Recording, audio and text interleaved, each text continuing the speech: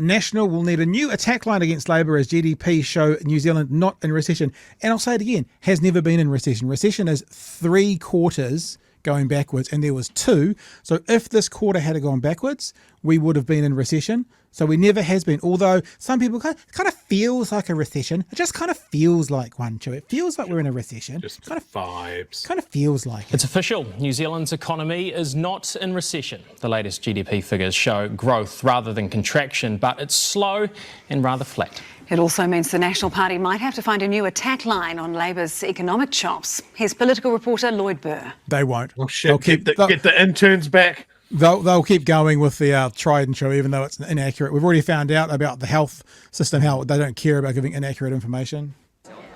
It wasn't just the National Party's message Luxon was spreading in Southland, but the filling for its delicacy. Okay, so to the corners is the key bit. Yep. The almighty cheese roll.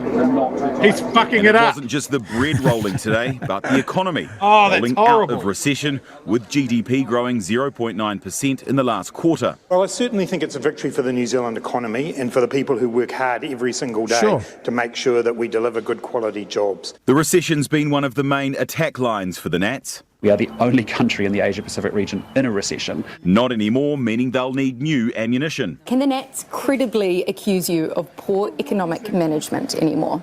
Absolutely And the truth is they never have been able to, because we actually weren't in a recession. not.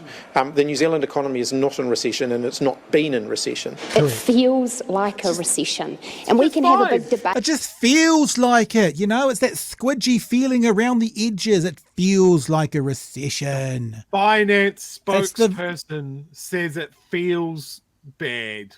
Yeah, just because, you know, that's how I do finance. I just get a gut feeling. Recession. It feels like a recession, and we can have a big debate about the technical numbers, but that is the cold, hard reality. While National won't scale back its attack line, active... What, you mean the numbers? Finance spokesperson.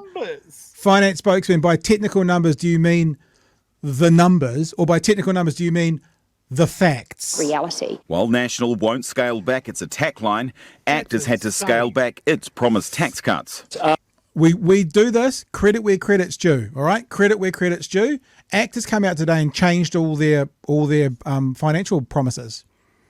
So they've made their promises and they've come back and they've gone, the numbers don't work, we're changing them. And whether you're going to vote for ACT or not vote for ACT, if we see a strike, we will call it as a strike. They are at least doing the honourable thing by not just ploughing through like National's doing no matter what. They have decided that our numbers, the things we want to do, won't stack up with once the books have been opened, so we're changing it. More power to you, ACT, for that. Fucking more power to you. After 6 years of Grant Roberts... Don't necessarily agree with the rhetoric we're about to hear, but still. ...budgets. There's no gas left in the tank. The cupboard is bare, he's spent it all. The government's economic management still being rubbished despite the GDP figures, and Luxon's still claiming the economy's cooked and he'd be the better chef. It's looking good. It's looking really good, I reckon. Chris Hipkins has the sausage roll. Could the new roll du jour for the Beehive be the good old Southland cheese roll? The role they both really want, though, is Prime Minister, and it all boils down to the economy. We have to rediscover how to grow this economy. You mean like it's like... You mean how it's just growing? You mean like how it's just growing? We've got to learn to grow it like it. Discover it's already there. And it's just growing. Literally, is that what you mean? It. Yeah. Economy. One way Luxon's proposing to boost that growth. I like this. Hey, I like this. Good policy. National, this would be a good policy, and if Labour were to get in, they should adopt this. International student levels to pre-COVID. Yep. That's 55,000 international students. Their visas will be fast-tracked within a fortnight if they pay an undetermined fee. Their working hours limit will be extended, and their partners can work as well. Yep. And they don't want the focus to solely be on Asia. Like that. Nothing wrong with that, Chewy. Think it's great. Bring your partner. They can work. Good one, National. Good policy. hopefully the Greens and Labour will be able to nick it off you. We've got one of the lowest diversity, only 9 countries that we source most of our students from.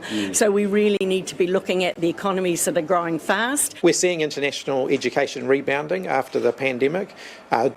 We attract a lot of international students from China. That's been slower to warm up again after the pandemic, not just for New Zealand. It begs another question too. Who's going to process the visas, though, if you're gutting the backroom staff? What we're doing is we're making sure we can deliver frontline services, but we want every resource focused on delivering outcomes. Delivering cheap. Okay, did you hear that is the most non-answer you'll ever get? The question was, if you're going to gut the back rooms, who's going to process all these visas you're now promising? Have a listen to the answer. I should have scripted it. Have a listen. 2. Who's going to process the visas, though, if you're gutting the backroom staff? What we're doing is we're making sure we can deliver frontline services. We can deliver frontline We want services. every resource focused on delivering outcomes. Delivering cheese rolls today. So how are you going to man the back rooms? Well, what our plan is to make sure we focus on the front line and deliver outcomes. That was the answer to the fucking question. Today, though. That's 10 out of 10. There's no doubt about it. I mean, that is perfection. A cheesy photo op is one thing. Delivering all his promises won't be as easy or as tasty. Lloyd Bird, News Hub. I know, it's a disgrace. It's a disgrace. People of the southern part of the... I'm offended. At a genetic level, he is Your offended culture. me. Your culture has been upset. Now, look, I know I've already showed this once today, but people who maybe are just joining us or just found us since there, I'll show you again. This is the image that National has been firing around, well, I guess since the beginning of September, but they've had other versions of this. Talking about the gross domestic product, March 2023 quarter, showing New Zealand was at negative 0.1 and all our kind of trading partners. So there's the UK and there's the EU and there's Australia and there's US and there's Canada and there's Japan. And it looks like they're hundreds of points higher than us because, of course, done this thing with the graph is it's actually it's less than 1%. -1 up to +8. So that was what National put around. So today, this is what I made about half an hour after the result came in because I thought National, like Act talked a lot yesterday about having morals, right? He talked about it in that interview that we played about having morals. I thought, well, the moral thing to do now, seeing that's been the last month, is to do this one for the next month, right? So last month it was New Zealand is in recession, or wasn't, but New Zealand is. So this month should be we're number one, because this is their graph, and if you put 0.9 on, look, it's higher than everybody else. So I just think that would be the honourable thing to do, Chewy. What are your thoughts? I think, Pat, you're getting caught up in the numbers. What's important with a good political graph is how it makes you feel. It's just the feeling. And like the original National graph made me feel scared. Right. So that's why it's the vibe. It's the vibe, Pat. Tackline. I feel like I got to just play that Nicola Willis thing one more time because I cannot believe, like, honestly, as much as we're taking the piss, I cannot believe that our potential finance minister said what she said. I know, because you don't want to get caught up too much in the numbers, Been in recession. It feels like a recession. And we can have a big debate about the technical numbers, but that is the cold, hard reality. So why that's so wrong is we can have a debate about the technical numbers, but that's the cold, hard reality. The thing that's a reality is the technical numbers. The feeling like of the recession is not the reality. So it feels like a recession is the reality. Maybe we should take a look at the technical numbers. Whereas Nicola Willis is, it feels like a recession. Those numbers, we can just not worry about those. But the reality is, it's a recession. I hear this term bandied around quite a bit is that National are unserious. Yeah. And I've sort of banged this a little bit this week, right? If you're on the right, and this is your best chance of having a right-wing government that is closer to your ideals, you should be as angry about them as we are, because they are phoning it in and they don't feel ready. Like, I can deal with losing an election and having a government that I didn't vote for if I feel they're at least baseline competent. Yeah.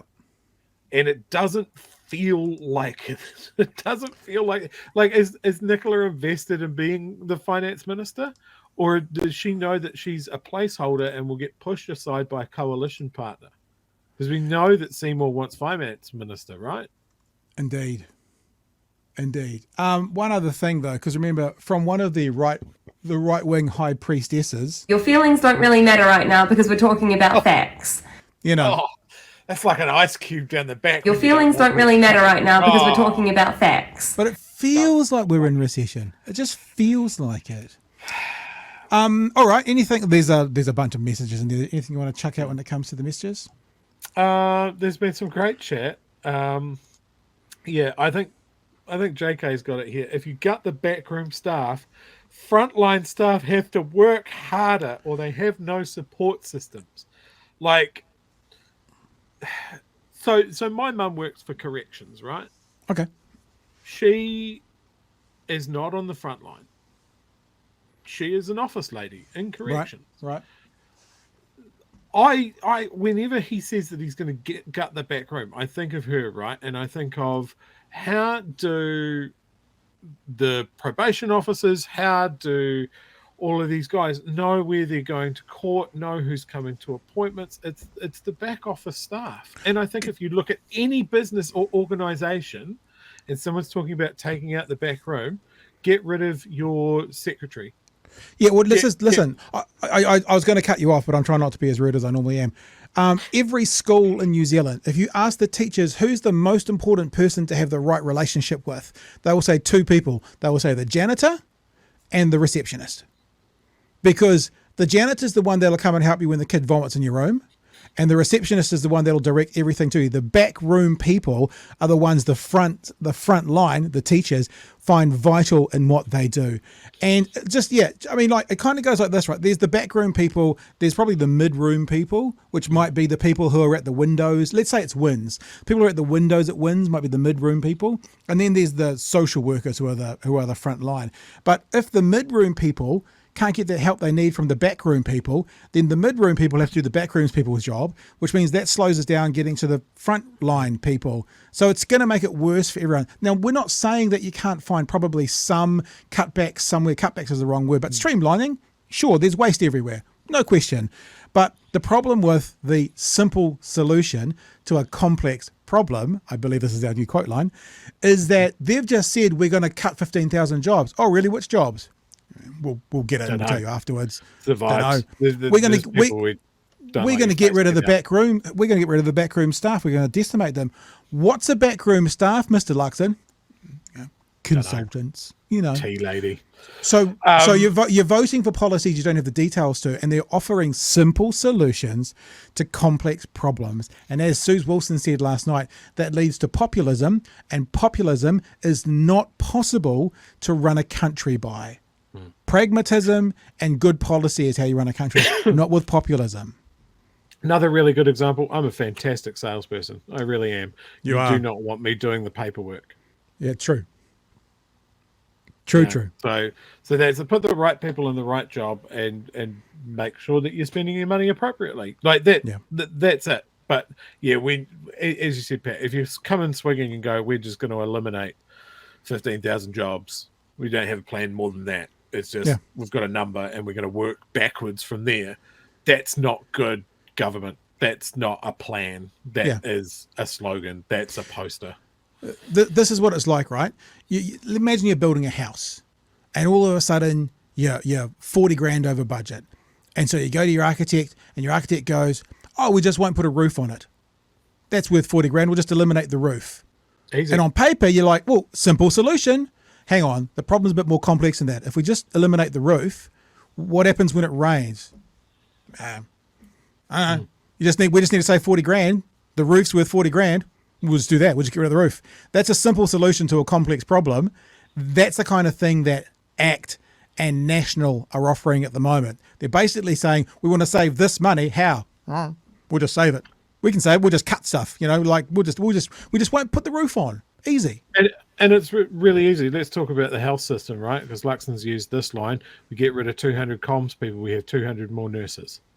because they're the same, right? They're just Yeah. units that you just swap out. They're Yeah. completely. You give them a stethoscope, let them loose in the wards.